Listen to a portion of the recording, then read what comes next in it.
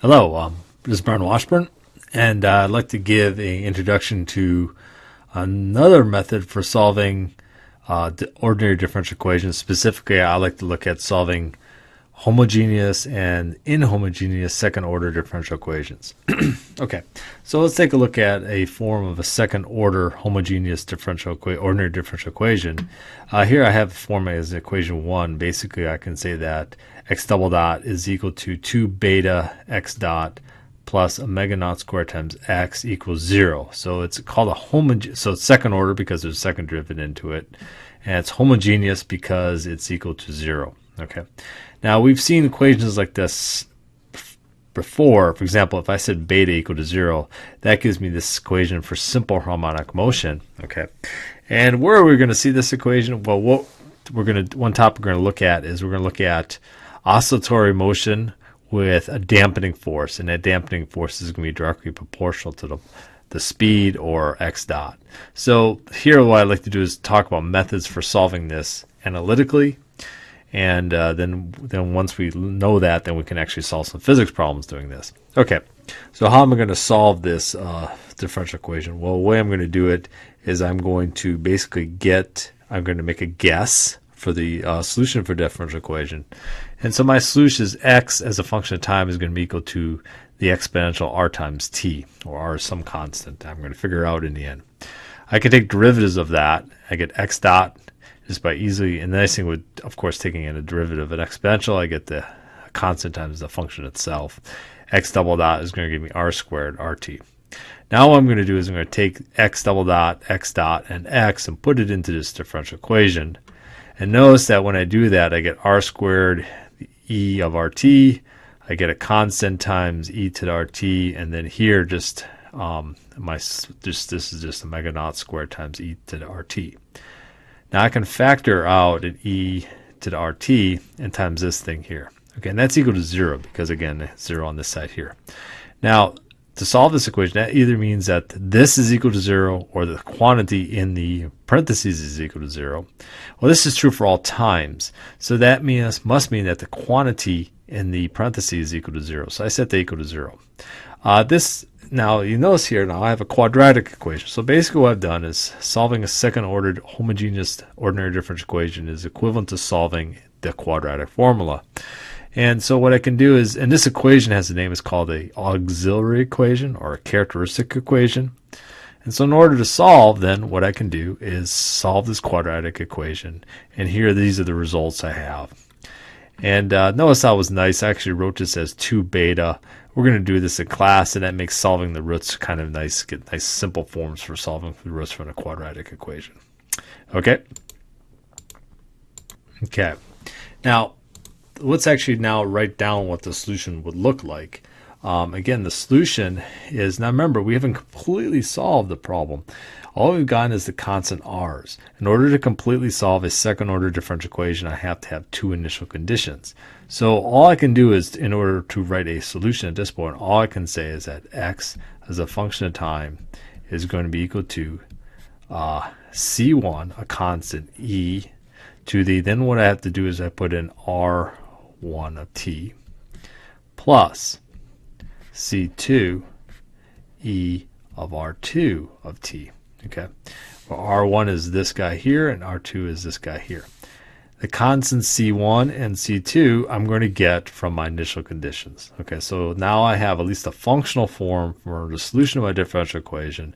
I can get c1, c2 from the 2 conditions from my 2 initial conditions. Okay.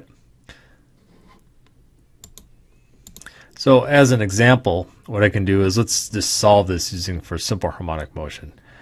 This is my differential equation for simple harmonic motion. I bring it over this form here. I'm going to substitute in this equation a solution of the form x is going to be equal to e to the rt. Now normally what we do is we know that's how we're going to do it. We just go from this to the characteristic equation. And then I'll notice I got a nice, so I can now say r squared is equal to minus. So I need to take the square root. And when I take the square root of a minus sign, I'm going to get a imaginary number. Okay, so r is going to be equal to plus minus I, the imaginary number omega. Now that goes into my exponential. Okay. Now notice now I have an exponential with an imaginary argument. And going back to so this is simple harmonic motion. You say, hey, wait a minute, I expect to get sines and cosines, not exponential functions for my solution. Well, there's the Euler relationship. The Euler relationship says that E of plus minus I omega naught t is going to be equal to cosine plus minus I sine omega naught t. And so then that relates my exponential function with an imaginary argument to sines and cosines. And then I can get C1, C2 by my initial conditions like we've done before. Okay, so then we get the same solution we did by guessing the solution. Okay. Now, what I like to move on is look at the solution for what's called a non-homogeneous differential equation. And so notice I have a non-homogeneous second order is similar before, except now instead of equals 0, it equals some function. And this function is going to be a function of time. All right. So how am I going to solve this non-homogeneous ODE? I'm going to use the method is called the method of undetermined coefficients. Okay, so what I do is this. First I do is set this equal to 0, and I get a solution of the homogeneous solution. Okay. Then what I'm going to do in the end, what I'm going to do is I'm going to look at the functional form of this and guess a solution for the complete, and I'm going to guess a function xp, which is called the particular solution. Then the complete solution, since I can assume some linear independence here, the complete solution is going to be equal to a sum of my my solution from the homogeneous case plus my guess. Okay. And then how do I check? Well, what I do is I'm going to take this whole thing, stick it back into the differential equation, show that it solves that differential equation. And then that will basically satisfy my guess. Okay. So that's how we're going to solve inhomogeneous differential equation. Okay. Ordinary differential, non-homogeneous second order differential equation. Now you may say, well, what kind of physics is going on here? Well, say I have a spring mass system with some dampening, and then say I drive it. Say there's a sinusoidal driving force that's driving it. That's a good example of solving for this particular system. Okay. Another example, which I'm going to show here, is say I have a spring and a mass, and it's hanging in the presence of gravity. And so if I write down the equations of motion, I can say, well, mass times acceleration is the spring force minus the weight acting on the object.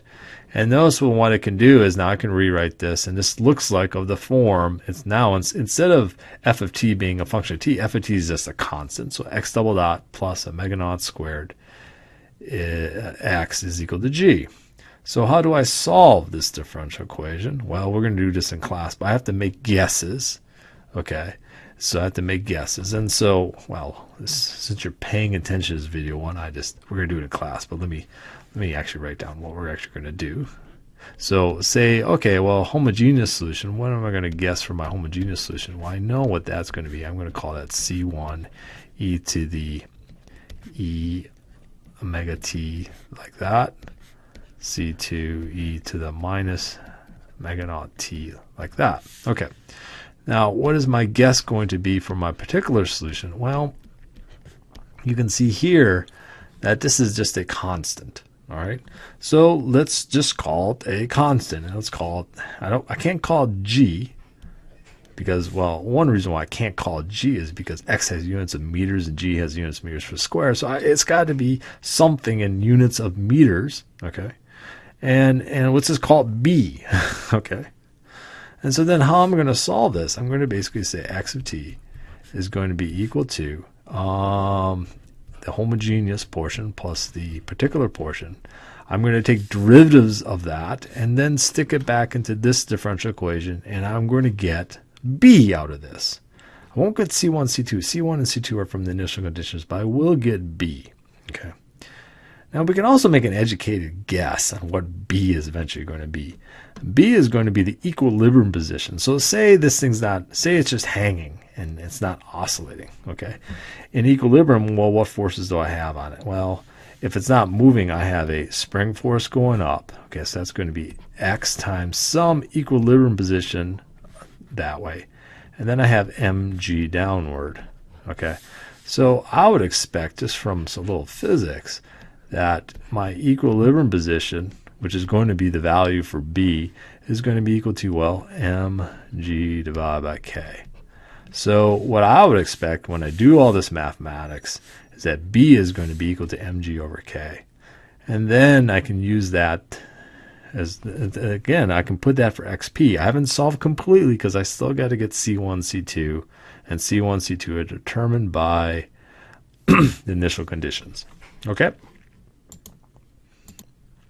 And we can take this a little further. Of course, I can solve this differential equation numerically. And I did that in Python. And the way I can do that is, the way I did it, so this is a program I called, I'll put this on the canvas, simple harmonic motion with gravity. Okay. And what I do there is I use Runge Kutta to solve.